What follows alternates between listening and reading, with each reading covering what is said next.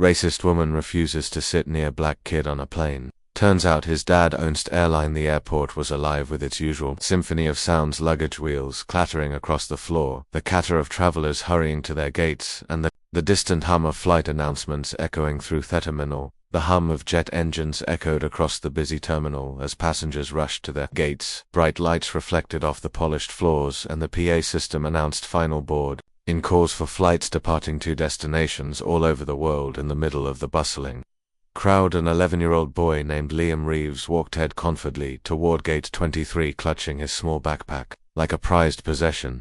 Liam Reeves walked beside his father. This wasn't just any trip for Liam. It was his first time flying alone. His eyes sparkled with excitement as he looked around, taking in the buzz of activity for him. This was adventure, but little did he know this flight would be more than a journey through the skies. It would be a lesson in courage and a test of resilience. Jonathan Reeves, a tall, confident man dressed in a sharp but simple suit, waist picture of sea as he walked with his son. While most people only saw a regular bus, Jonathan was far from ordinary. As the owner of the airline Liam was about to board, he had built his empire on hard work and humility from the ground up. As the owner of one of the largest airline companies in the country, was no stranger to hard work and responsibility. But today he wasn't the businessman overseeing his fleet. He was a father, proud and slightly nervous as he prepared to send his son on this new adventure. Jonathan kneels to meet Liam at eye level, his expression warm but son, he says, be polite, keep your cool, and if you need anything just ask flight attendants, they're there to help you. Liam nods enthusiastically, his excitement bubbling over. I'll be fine, Dad. You'll see, you'll be great, buddy, Jonathan said with a smile. Enjoy the view from the window, you've got this. Liam nodded eagerly, his confidence soaring as he hugged his dad one last time before walking toward the gate. Jonathan smiled, ruffling his son's hair. He had no doubt that Liam would handle himself well, but as he watched Haim approach the boarding gate, a flicker of worry crossed his mind. What Liam stepped onto the planet, his heart racing with a mix of excitement and nerves. The flight attendants greeted him warmly, noticing his youthful enthusiasm. He found his seat by the window, marveling at the view of the tarmac below. Liam is greeted warmly by the flight attendants as he steps onto the plane. He hands over his boarding pass, and one of them escorts him to his window seat in economy class. It is starting to rain again. Liam's excitement was infused. He couldn't wait to see the clouds from above, to feel the rush of takeoff, and to tell his dad all about it. When he landed, he settled into his seat, pulling out his book and glancing around. The cabin with curious eyepieces shuffled down the aisle, finding their seats and stowing their luggage. The air is filled with the usual sounds of boarding, a mix of chatter, overhead compartments clicking shut, and announcements from the crew. Liam's seat was perfect. The window offered a front row view of the planes preparing for takeoff. He settled in, pulling out a book from his backpack, ready to enjoy their flight. But the peace didn't last long. The world wasn't always kind, and sometimes people judged too quickly and too harshly. Among the passengers was Margaret, a middle-aged woman with a perfectly styled bob and an air of self-importance. She walked briskly down the aisle with an air of entertainment, scanning the seat numbers, her expensive handbag swinging at her side. As she scanned the seat numbers, Margaret stops abruptly as she reaches her assigned seat. Her eyes land on Liam, who is quietly flipping through the pages of his book. Her expression changes immediately from neutral to one of visible discomfort. Margaret's lips tightened as she took in the scene, a young black boy seated next to her, oblivious to her presence. She glanced at her boarding pass again, hoping there was a mistake, but there wasn't. Margaret stared at the boy for a moment, her brows furrowing. Is this my seat? She muttered under her breath. Checking her ticket again, she sighed dramatically, her frustration evident as she waved over a flight attendant. As she flags down a flight attendant, her voice tinged with irritation. Excuse me, she says, holding up her ticket. There's been a mistake. I can't sit here. The flight attendant, a young woman with a warm smile, checks Margaret's ticket and assures her Thatch is indeed in the correct seat. I need a different seat, Margaret insisted, her tone sharpening. I can't sit next to him. She gestured toward Liam, who looked up from his book, confused but silent. The flight attendant, a young woman with a friendly demeanor, glanced at Margaret's ticket. She confirmed that the seat assignment was correct. I'm sorry, ma'am, attendant said politely, but this is your seat. The flight is fully booked, so there aren't any other options. Margaret's face hardened. You're telling me I have to sit here? She asked, her voice. Her gaze flicked toward Liam, who was quietly reading his book. This is unacceptable. Liam looked up, sensing the tension, but unsure of what he had done wrong. He offered Margaret a polite smile and said, "Hi, ma'am." Margaret ignored him, turning back to the flight attendant. Liam's smile faded. He had done nothing wrong. Yet he could feel the woman's disdain like a weight in the air around them. Passengers began to glance over, their curiosity piqued by the unfolding scene. Liam's excitement began to Weavered had been so eager for this flight, but now the woman's coldness made him feel small. He shifted uncomfortably in his seat, wondering what he had done to upset her. Margaret insisted that she couldn't sit next to Liam, claiming vague personal reasons. The flight attendant, trying to remain professional, apologized, but explained there was nothing she could do. Passengers nearby began to take notice, their whispers filling the cabin as they watched the scene unfold. This icy unacceptable. Margaret snapped. Her frustration grew. I want to speak to someone in charge, she declared, her voice loud enough for half the plane to hear. I shouldn't have to deal with this. The flight attendant nodded politely. I'll notify the captain, she said, her tone calm. Despite the growing tension, Margaret crosses her arms, glaring at Liam as if he's the cause of her troubles. Liam kept his eyes on his book, pretending not to hear her, but the hurt was clear on his face around them. Passengers exchanged uneasy glances, some shaking their heads at Margaret's behavior. The tide was low, and the next approach was here. Liam let out a sigh of relief. Imagine being Liam, just a kid, excited for his first solo flight, on later be met with coldness and rejection. How would you handle a situation like this? Click the subscribe button now, and let us know your thoughts in the comments. The tension in the cabin was palpable. Margaret sat stiffly in her seat, her arms crossed and her face set in a grim expression. Liam, unsure of what he had done wrong, kept his gaze focused on his book, but even he could feel the heavy air of judgment radiating from his yet mate. For everyone else in the cabin, the drama was only beginning. That Margaret wasn't done. The thought of spending an entire flight next to Liam seemed unbearable to her. She leaned toward the flight attendant, her voice dropping to a sharp whisper. I'm telling you, this isn't going to work, she said. He's probably going to be loud, disruptive, and make this flight miserable. Find me another seat. The flight attendant, maintaining her professionalism, explained again. There were no available seats. She reassured Margaret that Liam had been nothing but polite and quiet so far. Margaret rolled her eyes. That's what they always say, just wait until the plane takes off. Zin. Liam's hands tightened around his book as he overheard Margaret's words. He wasn't sure what she meant, but he knew it wasn't good. Despite the growing unease, he decided to remain silent, just as his dad had taught him to rise above, even when others were unkind, frustrated by the lack of options. Margaret raises her voice loud enough for nearby passengers to hear. I don't know why this is so hard, Margaret exclaimed. I paid good money for this ticket, and I shouldn't have to deal with this. If you can't find me another seat, maybe I'll just take another flight. Passengers began whispering among themselves. Some glanced at Liam with sympathy, while others looked at Margaret with disapproval. The flight attendant, trying to de-escalate the situation, offers Margaret water and suggests that she try to relax. Margaret snapped at, how can I relax when I've been put in this situation? I'll tell you one thing, this airline has terrible service. Her words hung in the air, heavy with entitlement and disdain. Liam glanced out the window, pretending not to hear, but the sting of her words was hard to ignore. Despite the tension, Liam remained calm. He clutched his book a little tighter, his small shoulders stiff but composed. He remembered his father's advice, always stay polite no matter what. It wasn't easy, but Liam knew he had toehold. His head high. Passengers nearby began to take notice, not just of Margaret's behavior, but of Liam's quiet dignity. One woman seated across the aisle leaned toward the flight attendant and whispered, that boy hasn't done anything wrong. Why is she acting like this? One at the front of the plane pointed to the girl in front of him and said, a middle-aged man in the robe behind Margaret clears his throat loudly. Ma'am, says his tone sharp, you're making a scene over nothing. The kid is just sitting there reading a book. Margaret whips her head around, glaring at the man. Excuse me, are you seriously telling me how to feel? The man shrugged, his voice calm but firm. I'm just saying maybe you should take a look at yourself. This isn't a good look for you. Other passengers murmur in agreement, and Margaret's face flushes with embarrassment. But instead of backing down, she doubles down. You don't know what you're talking about, Margaret hissed. I'm just trying to have a peaceful flight, and this isn't it. Liam, hearing the words, but staying silent, gripped his book tighter. He wasn't sure why Margaret seemed so upset, but he knew one thing: he hadn't done anything wrong. Recognizing that the situation isn't improving, the flight attendant informs Margaret that she notified the captain if the behavior continues. Margaret, feeling emboldened, smirks and says, good, maybe he can find me a better seat. But what Margaret didn't know was that the captain wasn't the only person who'd be hearing about this. A message was already on its way to someone much more important, someone who had a personal stake in the situation. In first class, Jonathan Reeves, Liam's father and the airline owner, sits quietly reviewing work on his tablet. His calm is interrupted by a discreet knock from the lead flight attendant. She explains the situation in a hushed voice, and Jonathan's expression hardens. He puts down his tablet and says, "Take me to back."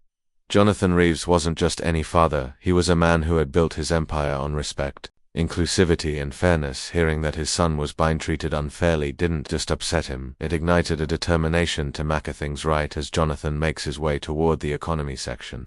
Margaret continues to mutter complaints she accuses the flight attendants of being unprofessional and blames the airline for poor service. Liam remains silent. Booth's posture speaks volumes. He's uncomfortable, but he refuses to cry or show weakness. The cabin was heavy with tension as Margaret leaned back in her seat, her arms crossed, and her expressions made to her. The matter was simple. She shouldn't have to sit next to someone like Liam. But what Margaret didn't know was that her every word and action had already reached someone far more powerful than she could imagine. Passengers exchanged glances, their disapproval of Margaret growing with every word she uttered, but Margaret, wrapped in her own entitlement, didn't notice. She was too busy planning her next complaint. Just as Margaret begins another tirade, the cabin goes quiet. Passengers turn their heads as Jonathan enters the economy section, his presence commanding attention. Jonathan Reeves didn't need to raise his voice to be heard. His calm authority was enough to silence the murmurs in the cabine. As he approached Liam's row, Margaret looked up, confused by the sudden shift in atmosphere.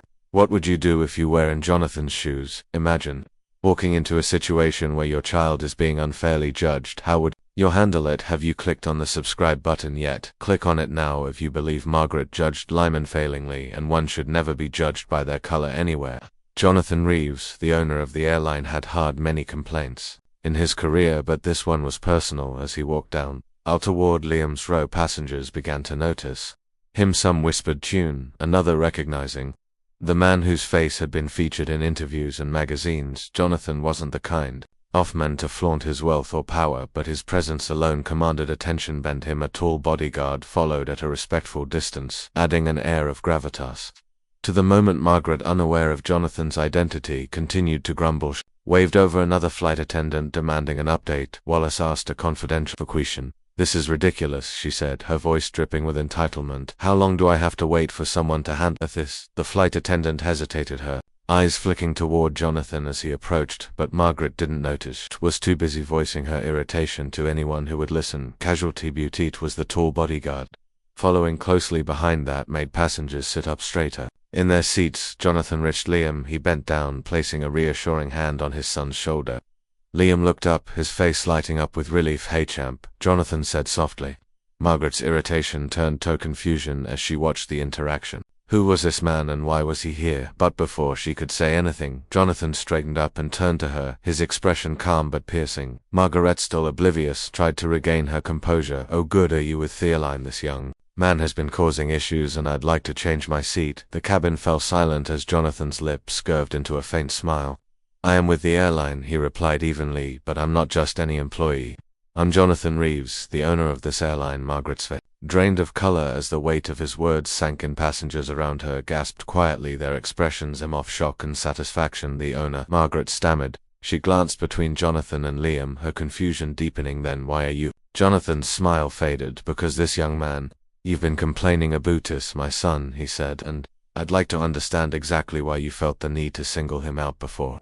Margaret cold respond. A woman across the aisle spoke up. "I can tell you why," she said, her tone sharp. "It's because she judged him the moment she saw him. That boy hasn't done a thing wrong." Another passenger chimed in, nodding toward Liam. "He's been nothing but polite the whole time. She's the one making a scene," Liam replied. Margaret read her attempts to explain herself, faltering under the weight of the passenger accusations.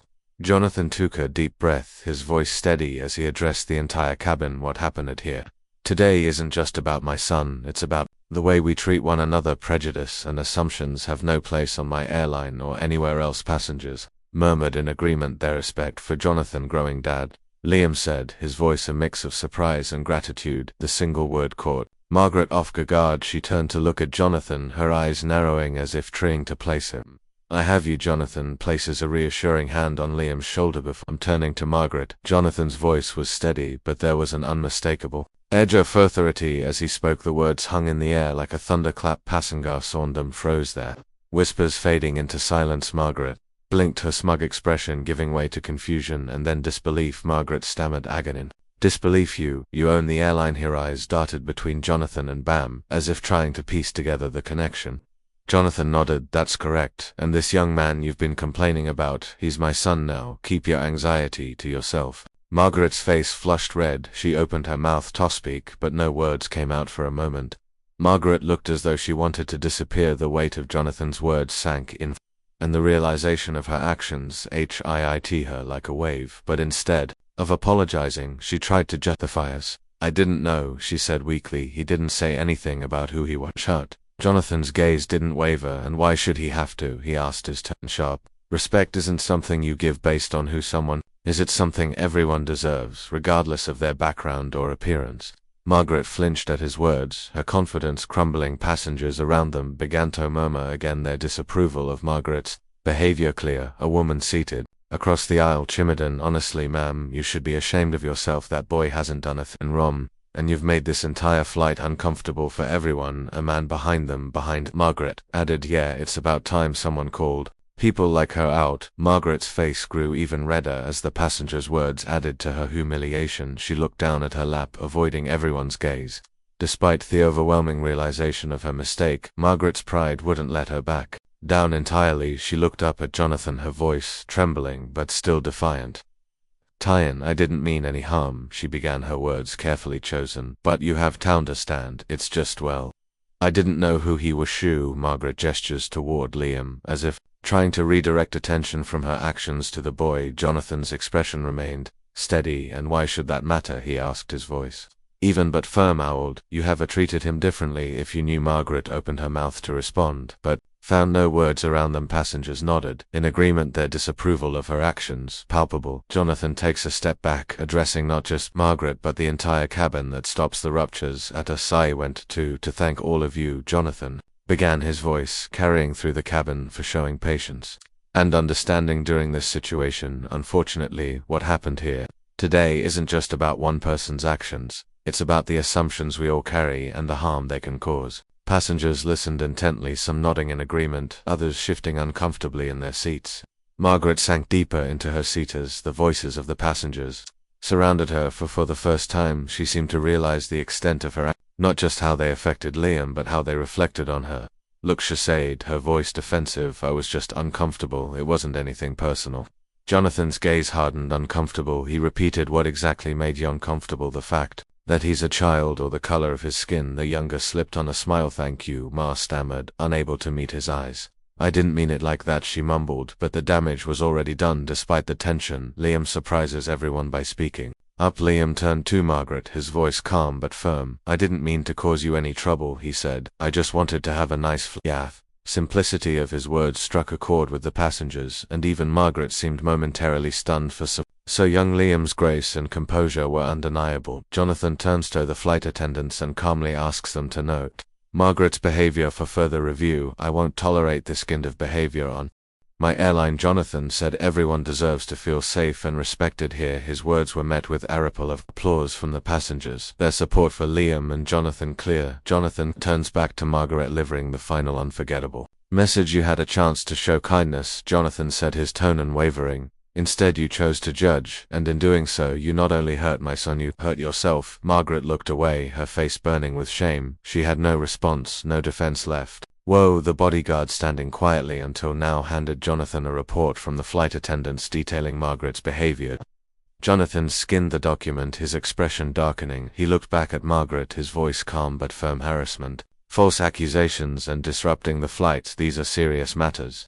Ma'am, Jonathan turned to the flight attendants, his voice calm but resolute. Please make a note of this passenger behavior, he said.